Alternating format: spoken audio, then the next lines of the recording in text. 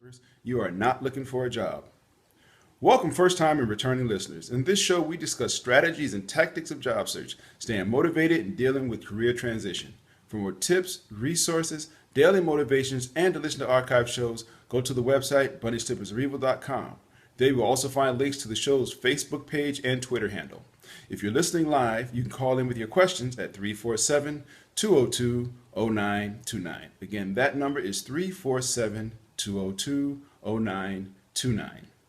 And now a word from our sponsors. Evil Bunny Consulting is the alternative to expensive outplacement.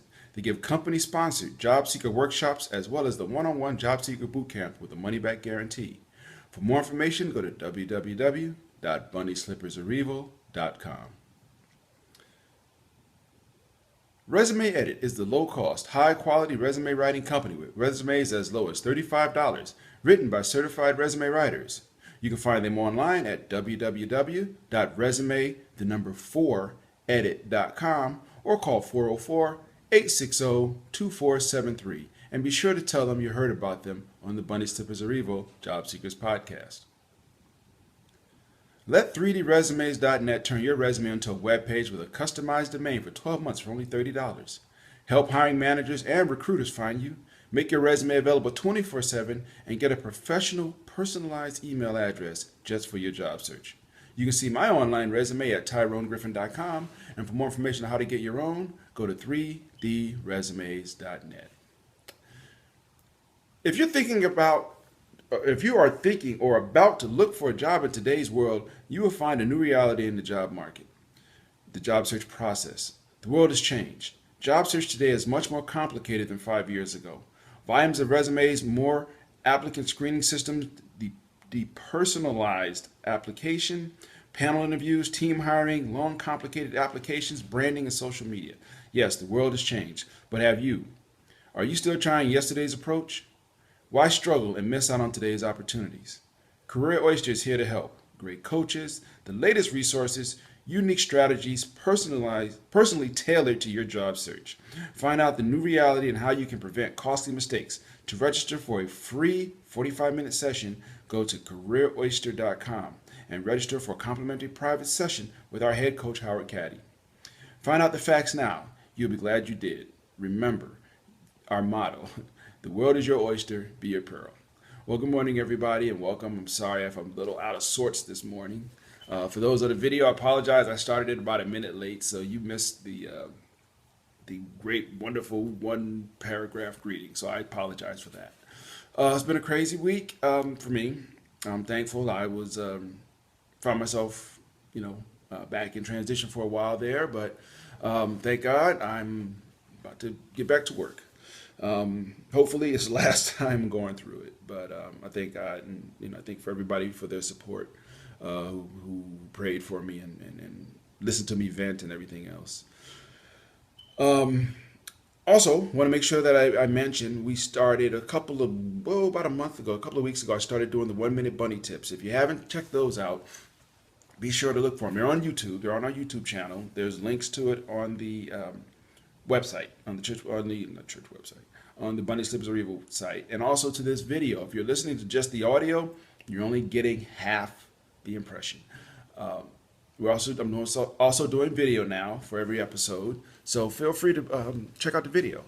A few graphics here and there depending on what we're talking about, but just add a little flavor to the show. But check out the 1-minute bunny tips. What I try to do in those is to cover a topic in 1 minute. So it's not very deep. I don't go into any rat holes, obviously, but I just talk about one thing for 1 minute.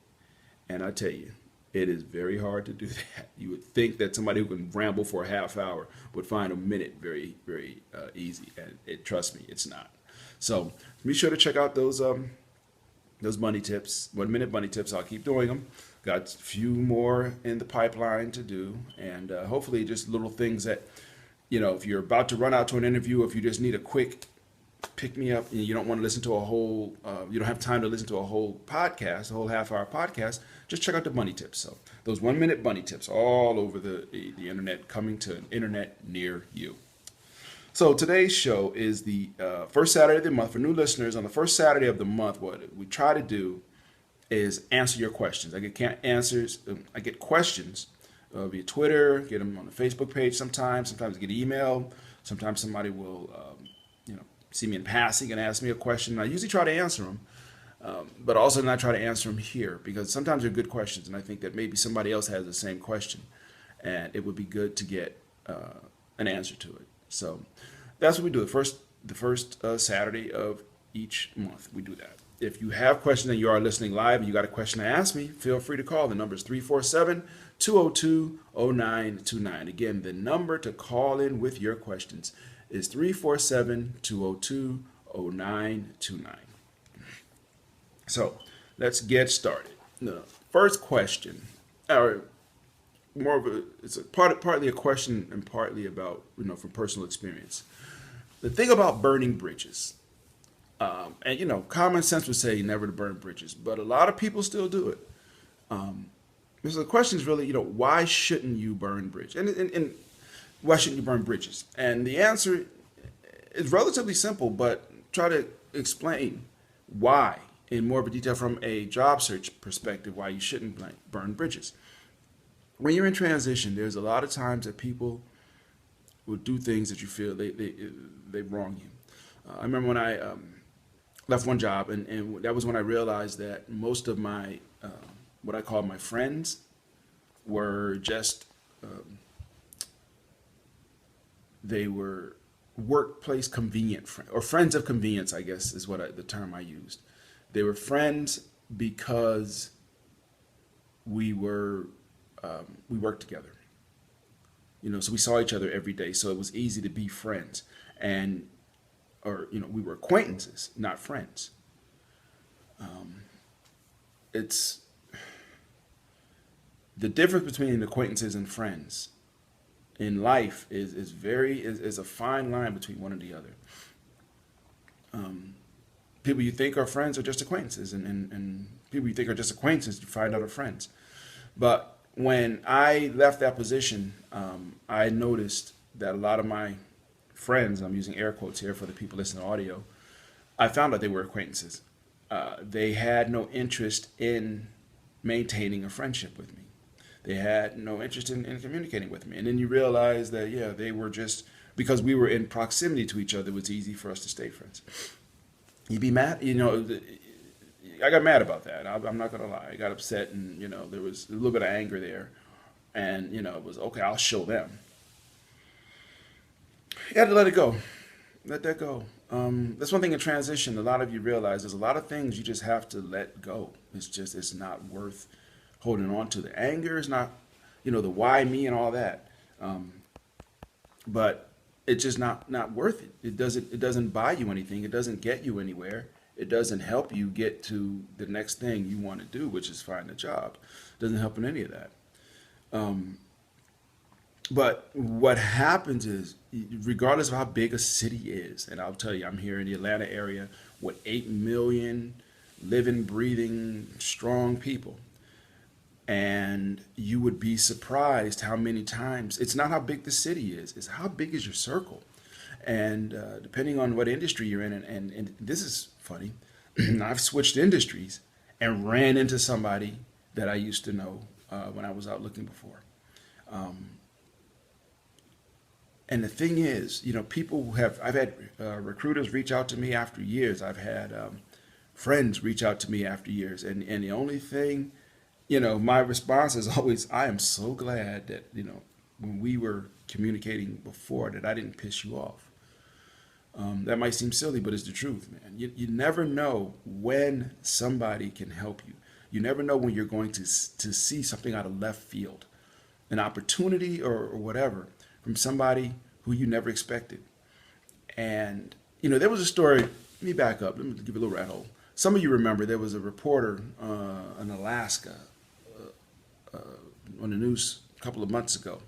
And she was doing a story on marijuana farms in Alaska. Go figure, really? And in the middle of the broadcast, she acknowledged that the farm that they were investigating, that she was actually the owner of that farm. And she was going to pursue making marijuana legal in Alaska. I think it was last year sometime. Her quote was in with regards to this show, well, blanket, I quit. She used a pretty she used a four-letter word on the air and just said blanket, I quit. You know, so her station was probably going to get some fines for that, which sucks. But basically, what this woman did was she threw away her career on media, on TV. And granted, she was deciding to go full time and work her marijuana farm, and that's her business, that's her choice. But what she had done up to that point, she didn't end up on TV by accident. She had done a lot of work to get there. To get to the point where she was an on TV personality, and in 1 second, she threw it all away. Now she'll say, "Well, you know what? I'm not planning on going back to that." So, and that's fine. Nobody said you have to go back, but why burn the bridge on the way out? You know, there was a story. I think it's the mutiny on the Bounty. That story where the captain, I think it was Mr. Christian, he burned the ships when they got off to give the crew motivation to build a community where they were, to work hard to build a community because they had nowhere else to go. The ships were burned. And I can understand that as a motivational tool, but burning your bridges, there was a story on Facebook a couple of weeks ago, last week, where a guy was rude to somebody on the subway. He was rushing, he was really rude to somebody who was sitting in the subway next to him or something. And when he got to his interview, he was interviewing with the same guy he had just been really rude and mean to. There's no reason to be mean just to be mean, I guess is what I'm saying. Because you think you have the upper hand. Our parents used to have that saying, be careful because the toes you step on the way up are connected to the behind you got to kiss on the way down. Something along those lines, they said. But particularly in job search, you are looking for help. You are looking for people to help you. And there's a lot of things people will say about you. Don't let one of those things be, oh, that person's a jerk. I found myself in a situation where I had accepted 2 positions. Basically, I accepted one position, and then another one came the next day. I got another offer for even a better position that was better fit for my lifestyle, my goals, all blah, blah, etc., and more money. And I had to decline one of the offers that I had accepted. And what I did was I took an hour drive to the recruiter and declined it in person. I could have done it over email. I could have called them and said, hey, remember that job I accepted 2 days ago? Yeah, I don't think so. Nah, bye. Could have done that. And, it would save myself a little bit of gas and everything, but why? Why burn that bridge? Why? Things happen. Here's the thing in job search. Things happen. It's very rare. Well, it's not very rare, but it's rare that somebody will end up with multiple options, multiple offers for employment. And even rarer when somebody will have accepted an offer and will have to then go back and say, you know what, I can't take that offer. It happens, companies will do what's in their best interest. I know somebody personally who had at least 2, and I think 3 offers on the table that they had accepted. And between the time they accepted and the time the job started, the offers were pulled. The company had budget problems, whatever, and they pulled the offers. That happened to one person that I know at least twice. Companies will do what's in their best interest. You have to also do the same. So just because you decide an opportunity is better for you than another opportunity does not necessarily mean that you need to just burn the bridge, because it's contrary to what some of us might believe. Getting a job offer, people are working on your behalf. Recruiters, the hiring manager, they set their schedule to come interview with you, to set up people to come talk to you. The HR people put you in their system. There's all kinds of things people do for an interview. It's not a, it's not like, oh, snap your fingers, okay, come on in. It's a lot of things that have to be set in place before you get an interview. And if you pee on that, which is what you're basically doing, somebody did a lot of work. So here's the thing: what I would suggest you do, if you ever find yourself in that situation where you have two offers that you have accepted, or you've accepted an offer and then a better offer comes by and you accept it because it's a better opportunity. Continue to be professional. Continue to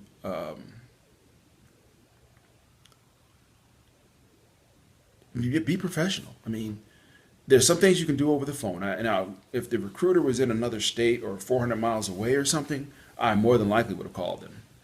But I thought it was a good gesture to make the drive, to thank them in person, number one, and number two, decline in person, where they would get I would hope they would get the impression that I appreciated the work that they did on my behalf. And who knows? I hope not to ever be in transition again, but you never know.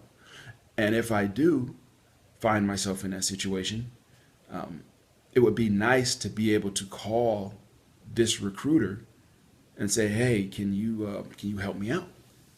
And for them to say, "You know what? The last time we got you a position, you bagged on us. No, we're not going to help you." Versus them to say, "Well, you know what? Last time you came." Because here's the thing: things happen. Life change. Things happen. I mean, I had a car accident 2 weeks ago. Totaled my car, but I walked away. Unexpected things happen.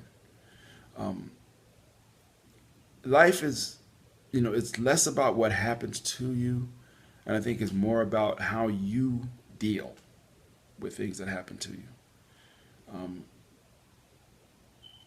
You can't take the blame for what happens to you, but you can always take the blame for how you respond.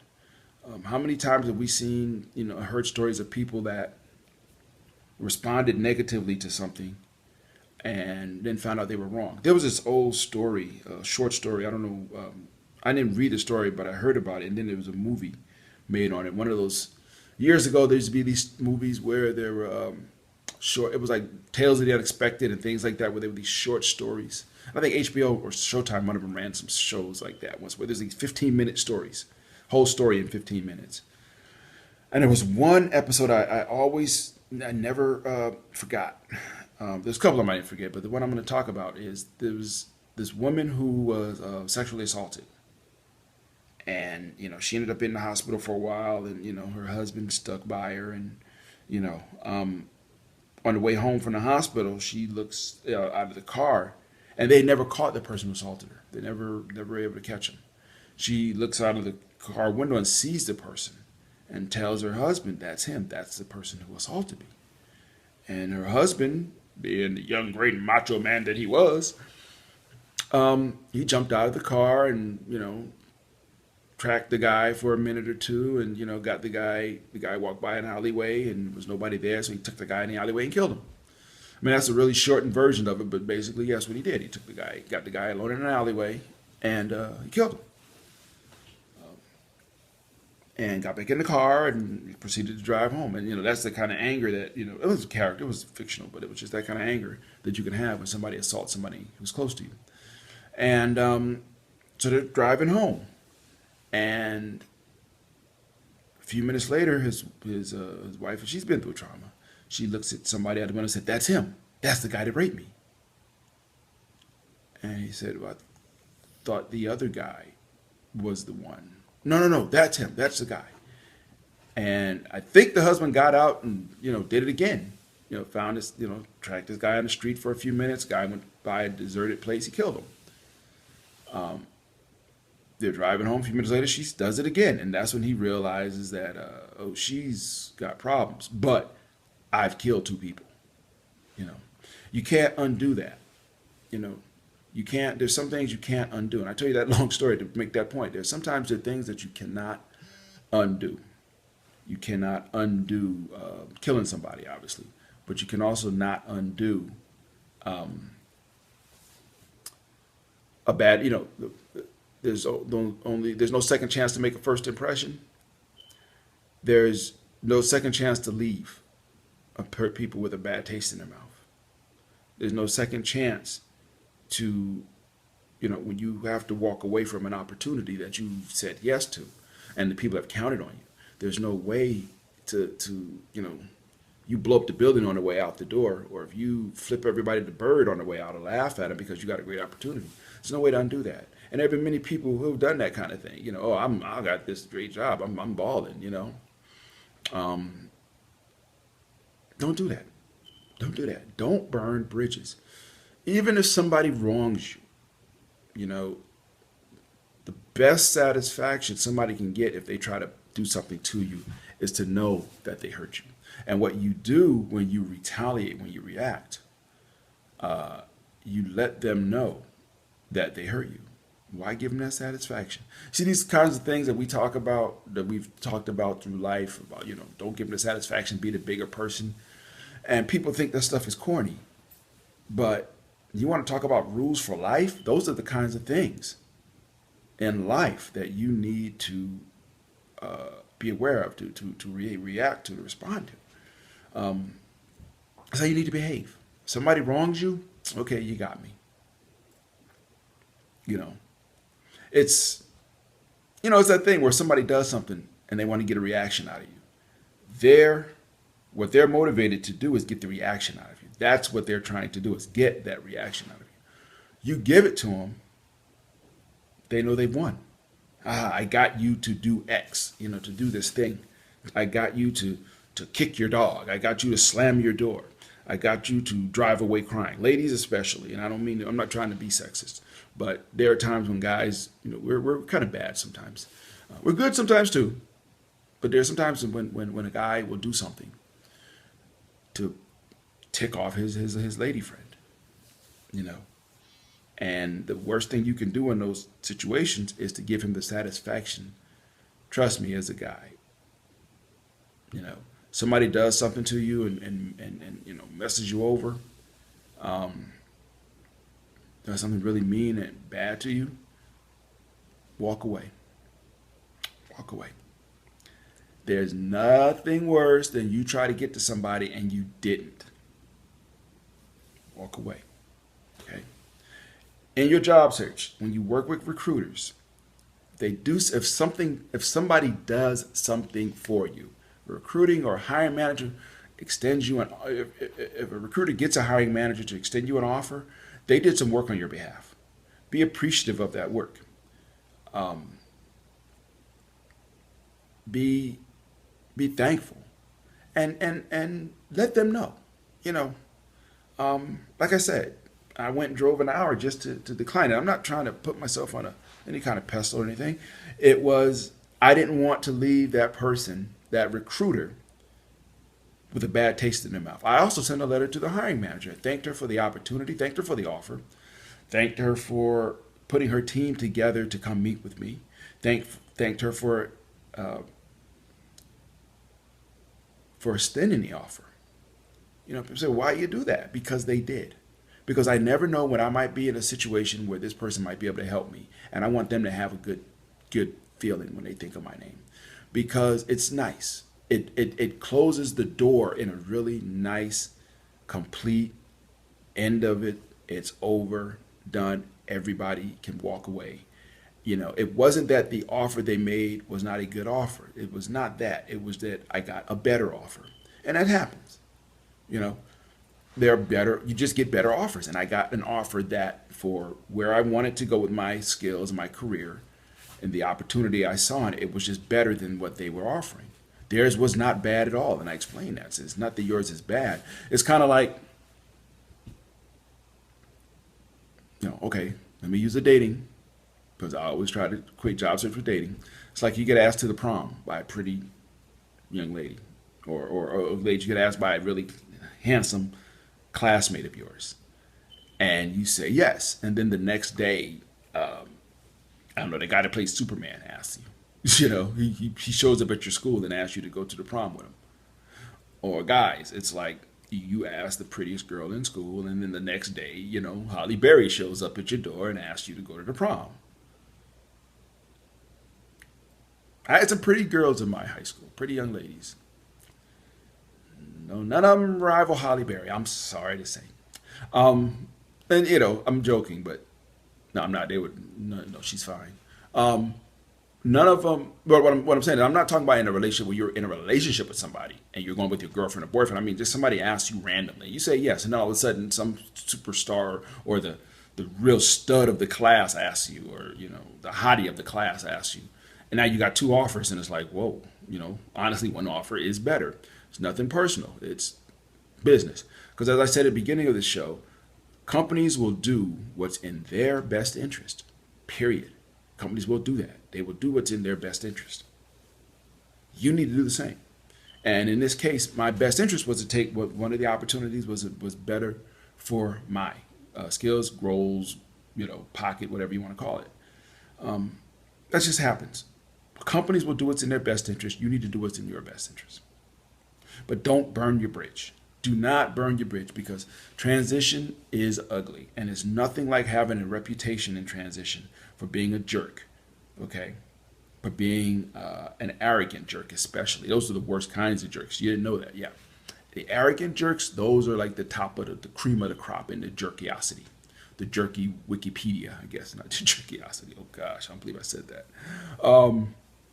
But anyway, don't burn your bridge. You may never have to cross the bridge again. Fine. 10 years later, 15 years later, when you look back at how you ended different various types of relationship in your life, the instantaneous, the momentary satisfaction you will get from saying, I told her or I told him,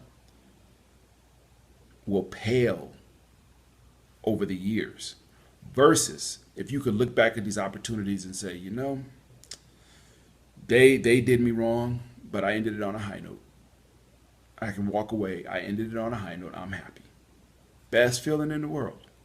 So don't burn your bridge. That was the question this week, was why shouldn't you burn your bridge? I hope I spent the last 28 minutes, besides just randomly rambling, have told don't burn your bridge in life, not just transition, not just job search, in life. Somebody does you wrong, okay, let it go. I'm in Atlanta traffic in the morning. Everybody who knows about Atlanta traffic knows it sucks. And I see people on the road in the morning screaming, getting that blood vessel going down the middle of your forehead, and they're driving all hard and cutting people off. And, the whole road rage thing is because people burn bridges. Like, oh, that person cut me off. I'm going to go and blow out their tires and make sure they never cut me off again. And then somebody ends up getting shot, and you think about, you know what? Probably wasn't worth it. So don't burn bridges, people. As always, I can't believe I rambled for a half hour. Thank you for listening. If you are listening on the website, feel free to subscribe to this podcast in iTunes. And if you like the show, please leave feedback so others can find the show. And I truly appreciate it. If you have a free job seeker networking event coming up and you would like me to announce it, send it to me at Tyrone@bunnyslippersarevil.com, and I'll see what I can do. I may have to edit it for length of content depending on how long it is. When you land, please don't forget us. Please support the show by visiting our Cafe Press store and buying a t-shirt, a water bottle, a coffee mug, a clock, or a sweatshirt. So you'll have a memento of your time in transition, because I don't want you to forget this time. Because the moment you start to forget what it was like here is the moment you put on your career bunny slippers and you set yourself up to be out here again. People, thank you so much for coming on 5 years of doing this show. I am truly humbled and thankful to all of you who've listened, who've given me feedback, both positive and negative. I'm truly humbled and honored to be able to do this. I hope I've helped as many people as have helped me. I just want to thank you, as always. Just thank you for everything you've done, for all your good wishes, well wishes, your thoughtful commentary. So we'll be back next week. With that, take care, people. Keep focused. Keep doing your job, which is looking for a job, and we will talk soon. Take care, and bye-bye.